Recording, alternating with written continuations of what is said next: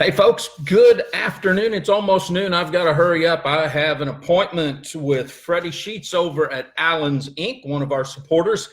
Hey, real quick while I'm at it, I better put my glasses back on. We are down here, we're in our Driftwood house right now today. Jetty and I are just chilling. We're doing some product placement. Impulse Church, that's the church we go to. We're proud of that. Yuri and Matthew and the crew over there, just some awesome people just hanging out on a Sunday, having a blast. Hey, some of our big time supporters here, obviously we're not at Maple Street. The weekend reports we do a little bit different. But some of our supporters, the Social Networking Association, years ago, 1985 it was, Doris Wood and just a handful of people with her started the MLMIA. And over that time period, it has morphed, it has changed, and today it is known as the Social Networking Association. And I'm proud to be a board member over there, one of the people hanging out, doing what's supposed to be fun for our profession. Jim Lepton is the new director over there, doing some great stuff. I challenge you guys to come check out what's going on, and here's why. To my knowledge, we are the only association that has companies. We have the strategic support partners, the software people, advisors, stuff like that, all part of it. We have the reps. We literally collaborate. And if you guys have followed me at any time at all, you know collaboration is what I'm all about. I don't believe in divisiveness. I don't believe it's them against us. I believe we have to come together if we're going to change the lives of Main Street families across the globe. That's just one of the good things that's out there. Let's see some of the other sponsors. We have Thompson Burton. Most of you guys know Kevin Thompson. He's known as the MLM attorney, but you probably never met Walt Burton, his partner. I had the privilege of meeting Walt back in about 2012 when Zeke Rewards crashed and people started getting hit from regulators clawing back all of the money that they'd earned. Walt came and really helped out so many of the folks that had just earned $1,000, $2,000, $5,000 and was able to help settle for them so that they all didn't lose their assets. And him and Kevin have teamed up. Now they have over 20 attorneys, Fortune 500 companies. They're in real estate. They're in commercial litigation. They help family. They're in family law. They're in direct selling. Phenomenal, phenomenal group. My personal attorneys. So I'm proud of that. Let's see who else we have here today, you guys. I am, one of my mentors, Richard Brook over at Bliss Business. I tell you what, so many people today, man, they're all out there training, doing this, throwing stuff out. Richard's been a rep. He's been a company owner. Now he's one of the advisors to companies, to the field leaders. His wife, Kimmy, phenomenal. Not just from a female standpoint, you know, a lot of times women, they nurture their teams, they help their teams, but she literally is an icon all in herself in what she's done. First as a single mom, now as Richard's life mate and partner, and what they're doing for teams is amazing. Two things you should know right now. If you go to blissbusiness.com, you can go over there and get their online course, the MLM Mindset course. Phenomenal. It's going to change because it's not a get rich quick. It's a career move you've got to do. And something else for you leaders that are watching this, if you've got a good sized team, if you really want to change where you're going in 2020, you need to go over there and see if you can get an invite to the United Invitational. It's going to be held in May. It's going to be a powerful time. Man, I see a lot of people coming on. I want to say thank you to everybody. I want to do a shout out too, man, the Unstoppable family. If you guys have not met the Swans, Brian and Rhonda and their beautiful little girl, Hanoya, I think is how you say that. I listen to her say her name all the time and I mess it up. But listen, they've got a brand new book. They're out on a book tour right now. And I'm going to get, this is a big, long book title and I love it.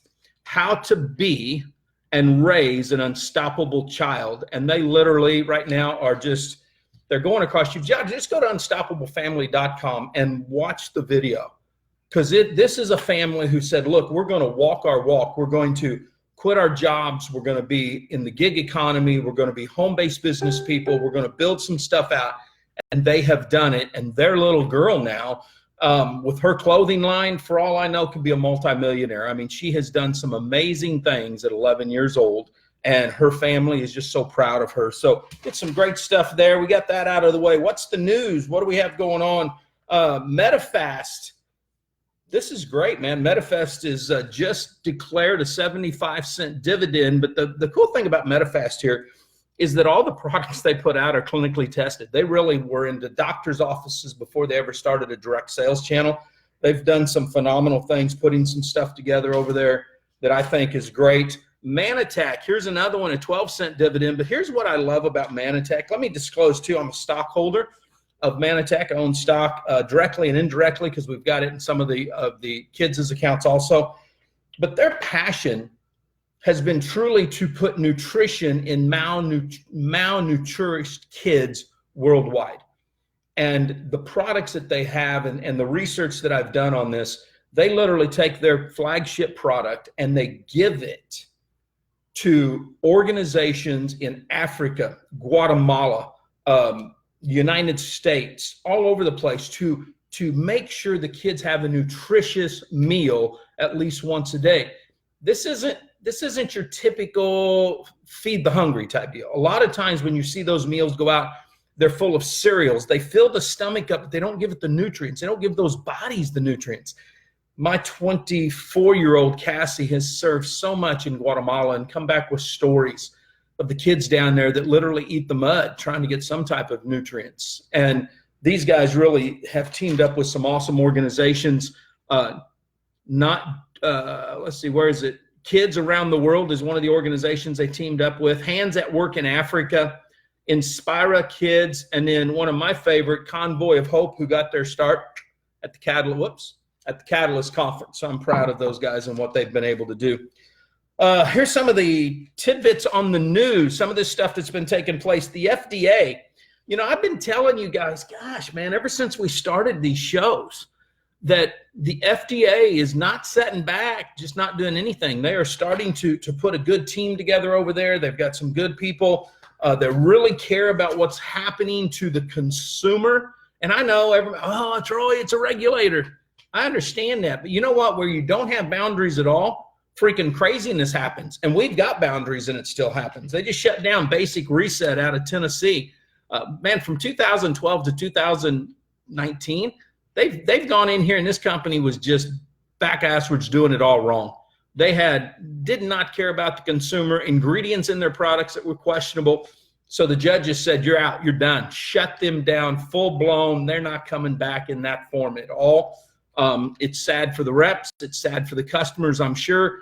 But listen, if your company has any type of crappy ingredients in it, change your comp plan. I'm going to go into this in detail here in just a minute. But I mean, listen, it's not worth trying to shove more money in a compensation plan if people are going to be dying on the backside of this thing. So seriously, get this stuff right the first time. We've got no news yet from Advocare. Lots of you guys have been cramming it, wanting to know what about Advocare? What's the FTC say?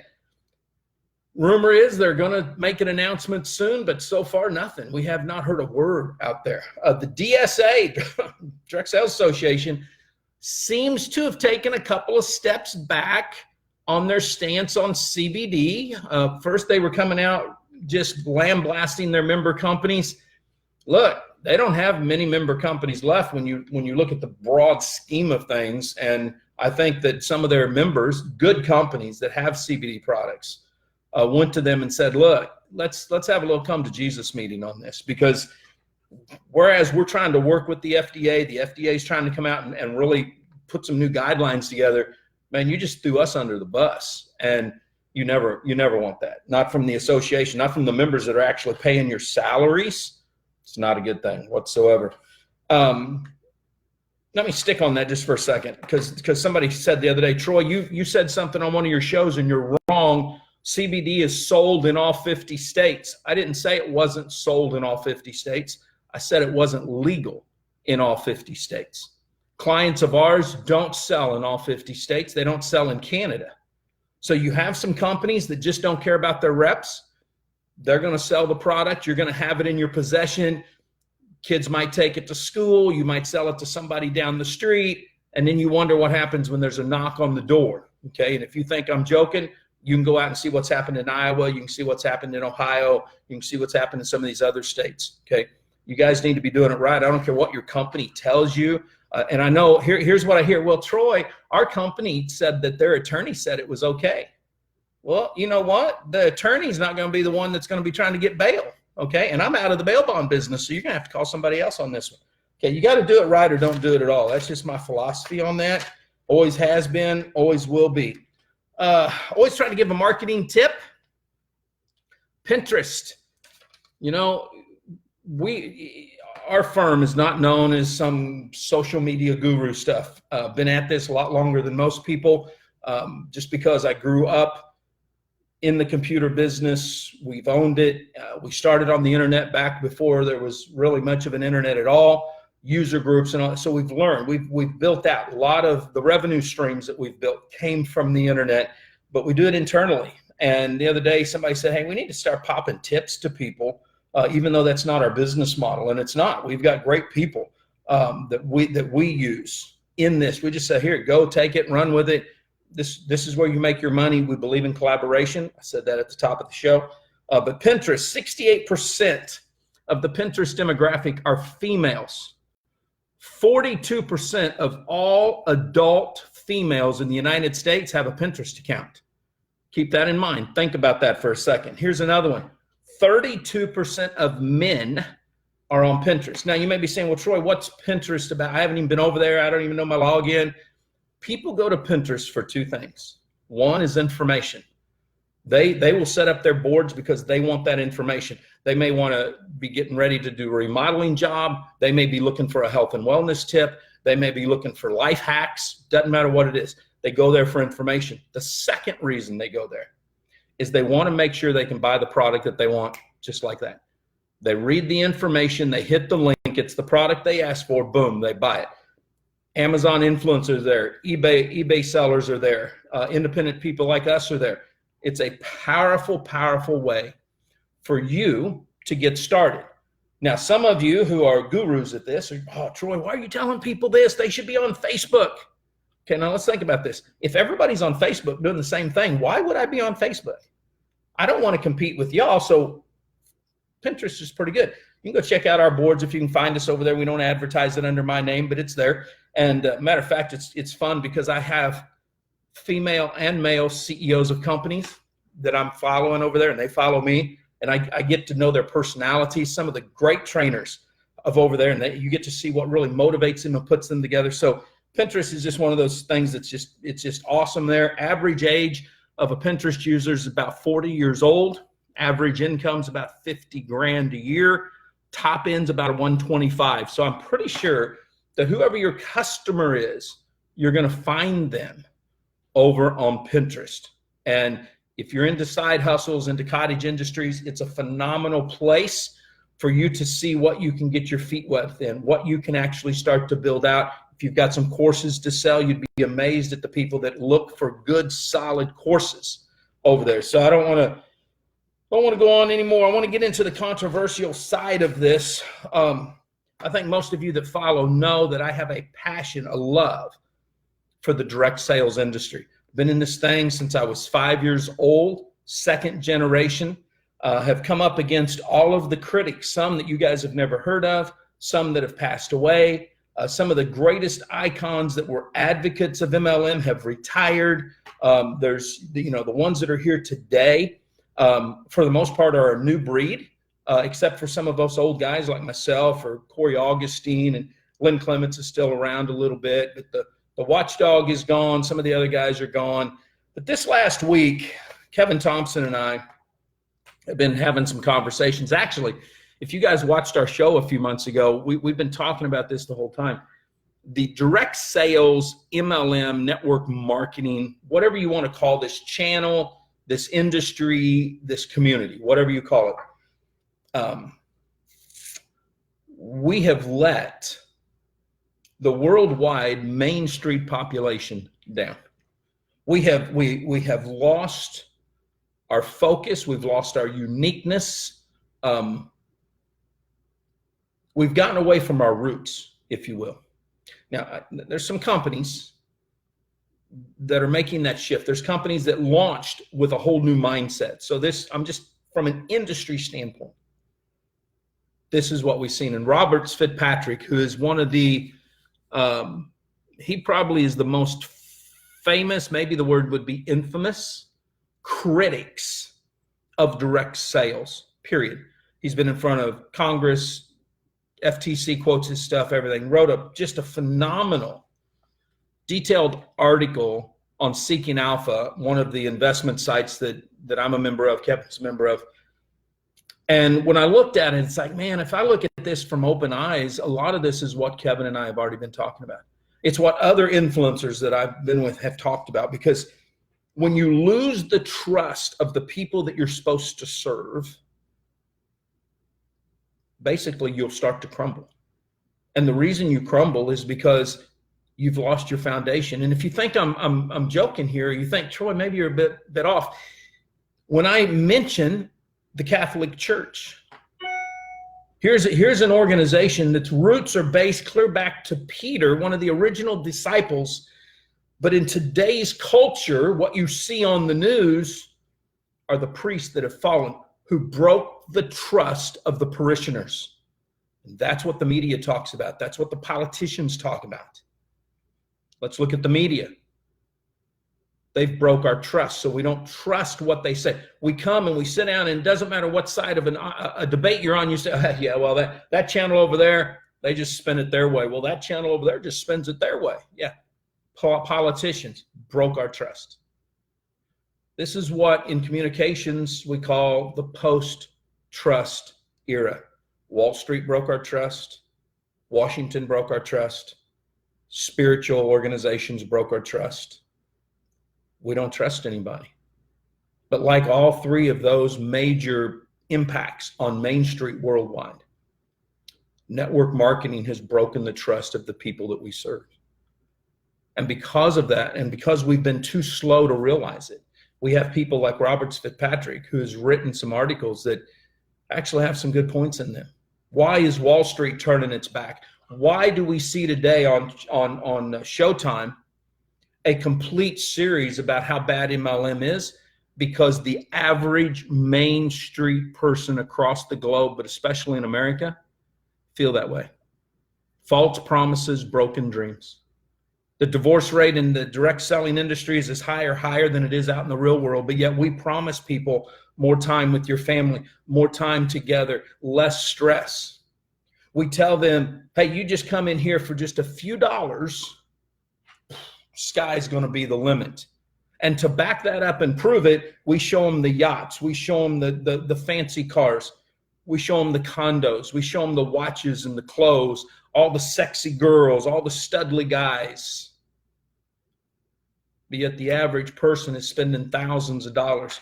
We come back, and this is how we oh, that's just, you're in business for yourself. You can deduct that. It's going to be okay. But yet the people that say that, for the most part, don't know the tax laws. And even if you have a tax loss carry forward, after a while, you don't have a pot to piss in. You're just like the federal government, and you're in a deficit. So it doesn't matter, because you still can't put food on the table. Your kids still aren't going to college. Oh, there's another one. Hollywood has betrayed us. When the rich and famous are taking spots in the college that we're trying to get our kids into, we can't even trust Hollywood anymore. We've broken the trust of the people that we serve. When you look at the iconic companies, the Amways, the Shackleys, the Fuller Brush, the Avons, the Tupperwares, the Mary Kays, nobody wants to go to them. Matter of fact, you're out here building your business, and here's what you say. Well, you don't want to be a part of them because their compensation plan sucks. You know, I get more questions from people. Troy, what compensation plan should I be a part of? Which one am I going to make more money in? Well, you know what? You can take the worst comp plan out there. I mean, the worst one, the most convoluted, pays out less than anybody else, and there's people making 6 and 7 figures a year. You can take the greatest compensation plan out there. I mean, it pays out 60%, and there's people that can't make a dime in it. It's never, ever about a compensation plan. It's about trust. I teach this to companies. I teach it in the field. When a brand doesn't stand for something, when a brand doesn't know what it stands for, when there's no uniqueness to it, you've got no place to go. There's some companies out there that when they launched, they decided to do it different, and we're seeing them still grow. They're younger companies, Lavelle's, the Pruvits. There was another company I just saw the other day that was launching that you can't even find the compensation plans because they said, look, it's not about the compensation. That's going to come later. It's about we believe in our product and we got to get it in the hands of people. So let's put sampling programs together. Let's make it inexpensive as we can and still pay some out to all the promoters that are promoting it and that are marketing it for us so that we can get it out there. Exactly the way the iconic companies did it. Amway had a product, and yes, that product was more expensive, but it was concentrated so you'd get 3 or 4 times the amount. Mary Kay put out a product where there was no animal testing, there was no fetus testing, all this stuff. They had a crusade, they have a cause. It wasn't about the money. You know what else we've done? We've lied to people. We've shown them and said, look, you have lifetime residual income and you can pass this on through generations. And then we see companies that get hit by regulators or they go out of business or they just cut the compensation plan. And worse yet, and we see this the worst in the Forex and the crypto arenas out here. We see the fallacy of these guys that say we make all this money. Look at the kind of money and the lifestyle we live. And yet the companies are propping it up, shifting people around, doing shady crap. And we're not supposed to talk about all that. We're supposed to continue lying to the people that we're serving. We're supposed to not even bring, just don't bring it. It'll go away. Troy, don't talk about Showtime and that show. Don't talk about what these people said over here. Don't talk about the report that just came out. Don't tell them what the FTC or the SEC has done. No, we just want to sugarcoat it and just let people get away with it. And it's not just at the company level, it's at the field level too. If we want to see the direct sales, network marketing, MLM, whatever you guys call, community-based marketing, side gigs, gig economy, I don't care. If you want to survive, then we need to collaborate and come together and hold each other accountable. And we have to stop the rhetoric. We have to say, look, man, that's just not cool. We can't do that. It's not about fishing from the same pond. It's not about putting lipstick on the pig. It's really about you looking in the doggone mirror. And maybe you can look in the mirror and it doesn't bother you. Maybe you're a freaking psychopath and you just don't care. But I can't do that. And we're not going to do that. I've made a decision, and I'll probably have to pay Kevin Thompson more money. But I've made a decision. We're going to start calling out companies and we're going to start calling out people, because Robert Fitzpatrick, as much as I've fought him on so many things and I disagree with him on so much, we as a community, from the Direct Selling Association, the Social Networking Association, the ANMP, from Evolve to Epreneurs to whatever you call it. You guys change your names all the time. From Prove It to Lavelle to Amway to Shackley to whatever, Life Team or whatever they call themselves. Now, I don't care what you call your company. You can be the skinny tummy company. That's a really cool. I've been watching their social media. I don't want to rabbit trail, but those girls are passionate about their company. I don't care what it is. I don't care what company it is. I don't care if you're legit or you're illegal. I don't care if you've got your headquarters in Dubai. I don't care if you shut down your New York office and you're pretending everything's okay. I don't care. Matter of fact, you can be from Dallas or Salt Lake City or anywhere else. If you're screwing the people up, if you're not doing what's right for the consumer, and you're not doing what's right for the distributors that you say you want, that you love, that they're there for you guys, if you're not doing it right, we're just going to call it out. Because it's the only way that we're going to survive is to hold each other accountable. And it's not that look, man, I've screwed up. I've got an SEC settlement because of Zeke Rewards. I get called into companies all the time to literally shut them down and liquidate them because they're doing it wrong.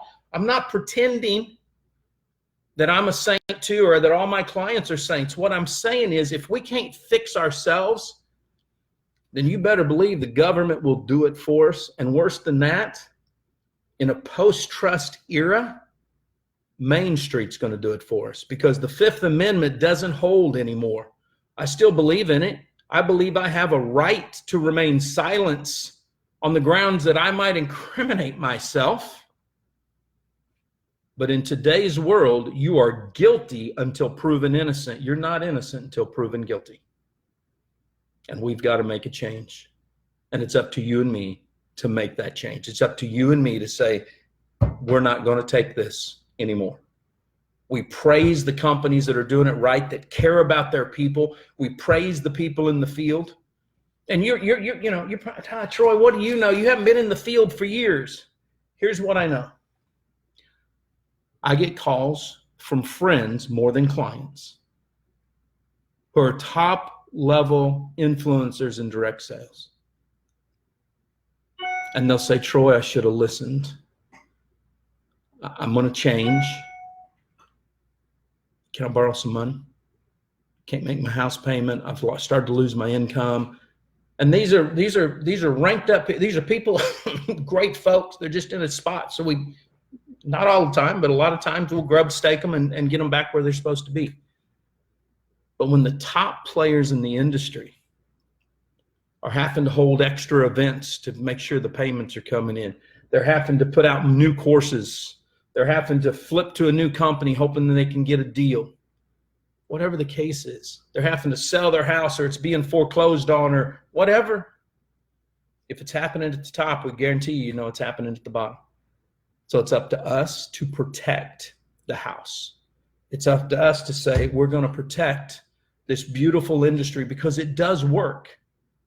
It doesn't work at the level that everybody pretends it does, where everybody's going to make hundreds of millions of dollars. Richard Brooke will be the first one to tell you, you're going to work your butt off.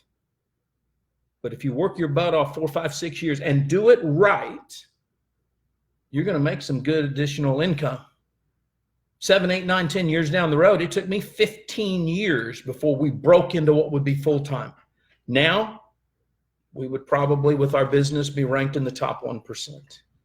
And I've been in this business 37 years. Didn't say it's going to come overnight. It is worth it if you do it right. But when we lie to people and they feel like it's a get rich quick, and that's how the whole world perceives us. Don't put on glasses. Don't put on the rose color. Oh, Troy, that's just what they think. If they perceive it, it's the reality. We better clean our act up. Folks, stay humble, stay strong. And you've been listening to the voice of Main Street America.